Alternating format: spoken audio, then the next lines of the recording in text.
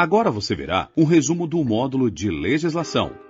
Vamos iniciar lembrando de que o trânsito não é composto apenas pelos carros, mas também pelo homem e pela via. Sendo assim, é responsabilidade do condutor preservar pela segurança das demais pessoas.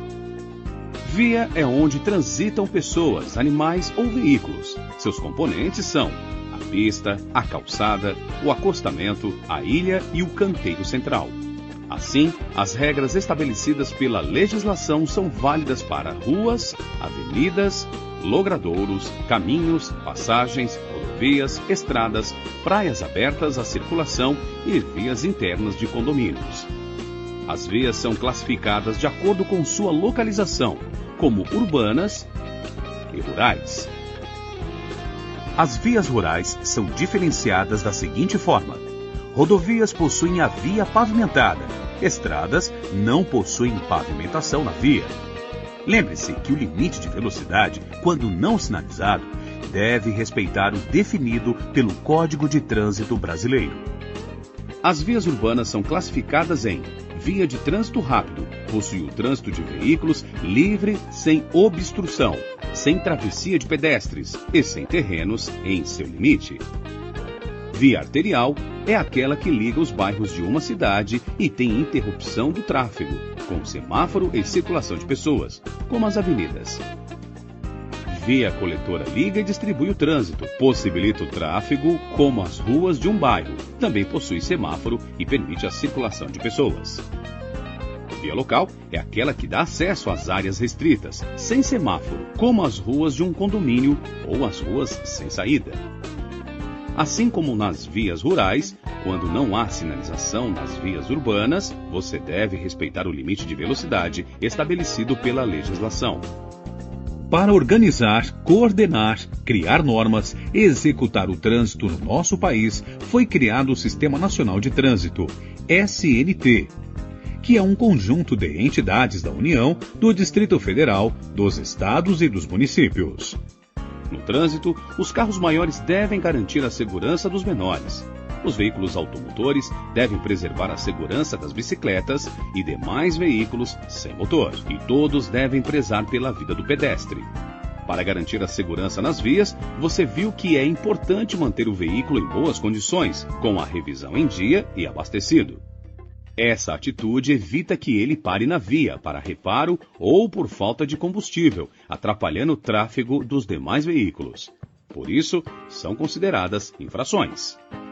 Veículo parado nas vias de trânsito rápido e rodovias, para reparos. Veículo parado nas demais vias, também para reparos, é uma infração leve, 3 pontos na CNH. Veículo parado por falta de combustível. Para mudar a marcha ou acionar os equipamentos do veículo, você pode dirigir com apenas uma mão no volante e nas demais situações deverá manter as 2 mãos no volante. Você também deve usar um calçado que se firme nos pés sem comprometer o uso dos pedais. A circulação de veículos deve ser sempre pelo lado direito da via, com exceção de manobras sinalizadas. Conduzir na contramão é uma infração sujeita à multa respectiva. Na via de duplo sentido, é classificada como uma infração grave, 5 pontos na CNH. Na via de sentido único, é uma infração gravíssima, 7 pontos na CNH.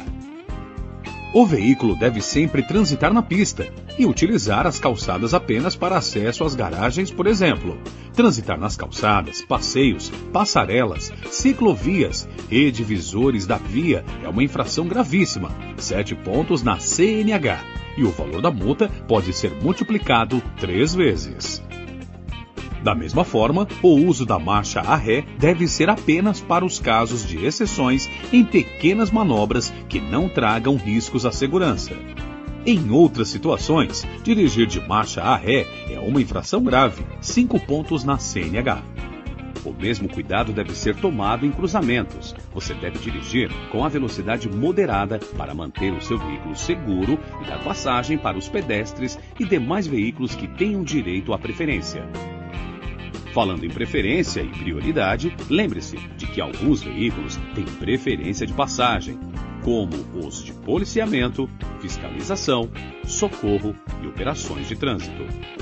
A mesma conduta segura deve ser mantida ao realizar ultrapassagens. Para isso, observe se é possível realizar mudança de faixa, reduza a velocidade e utilize a seta do carro para sinalizar aos outros condutores. Vimos também que, para garantir a segurança e fluidez do trânsito, é necessário respeitar as normas de sinalização para parada e estacionamento do veículo. Os veículos são classificados de acordo com a atração, espécie e a categoria. Ou seja, é definido pela forma como ele se movimenta, para o que é usado e quem o utiliza. Para cada tipo de veículo, há uma categoria de habilitação específica. Ela pode ser autorização para conduzir ciclomotor de até 50 cilindradas e velocidade máxima de 50 km por hora. Categoria A, para dirigir veículo de 2 ou 3 rodas. Categoria B, para veículos de 4 rodas com peso bruto total de até 3,5 toneladas e com lotação de até 8 lugares, excluindo o do motorista.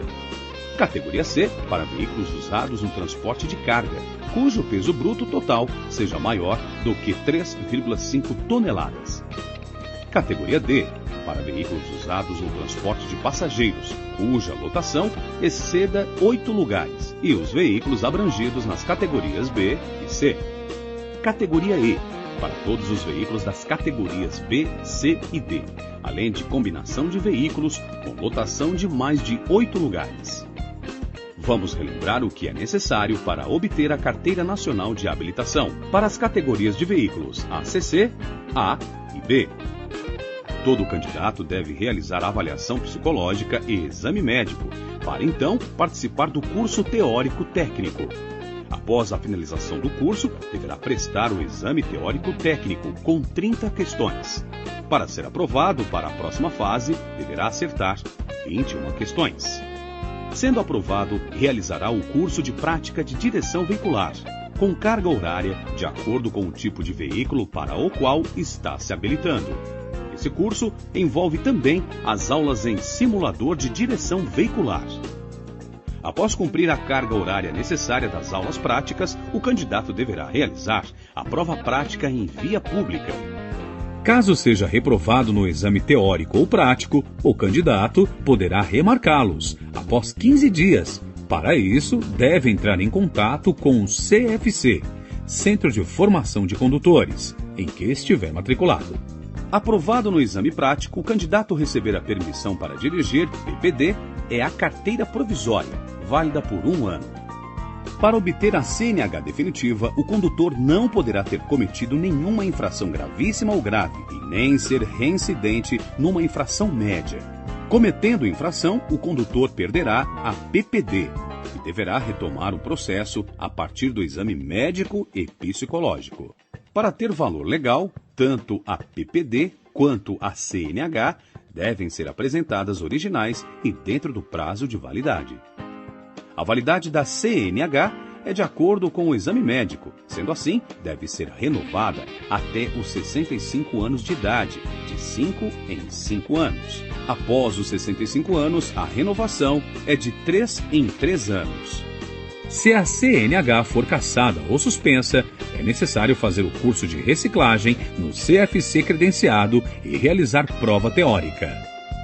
Vimos também que comete uma infração gravíssima, 7 pontos na CNH, o condutor que dirige o veículo de categoria diferente do seu documento de habilitação.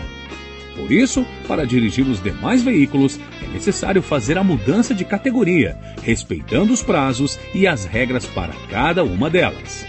Quando um condutor desrespeita uma lei de trânsito, ele comete uma infração.